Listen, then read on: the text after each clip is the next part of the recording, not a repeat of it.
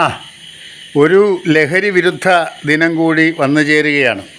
മദ്യം, മയക്കുമരുന്ന്, MDMA, മറ്റ് രാസലഹരി, കഞ്ചാവ് ഉൾപ്പെടെയുള്ള എല്ലാ ലഹരികൾക്കെതിരെയുമുള്ള ബോധവൽക്കരണം സർക്കാർ 100% സത്യസന്ധമായിട്ട് നടത്തിക്കൊണ്ടിരിക്കുന്നു. സ്കൂളുകളിലും കോളേജുകളിലും പൊതുസ്ഥലങ്ങളിലുമൊക്കെ അതിനെക്കുറിച്ചിട്ടുള്ള ബോധവൽക്കരണ ക്ലാസ്സുകളൊക്കെ നടക്കുകയാണ്.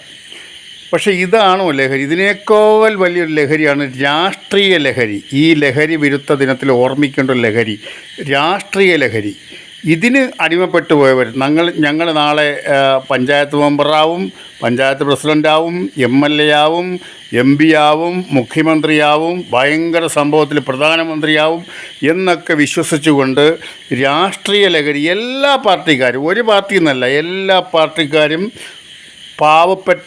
പാവപ്പെട്ടവൻ്റെ മക്കളെയും പാവപ്പെട്ടവരെയും കുത്തിവെച്ച് രാഷ്ട്രീയത്തിലേക്ക് ഇറക്കുന്നൊരു ലഹരിയുണ്ട്.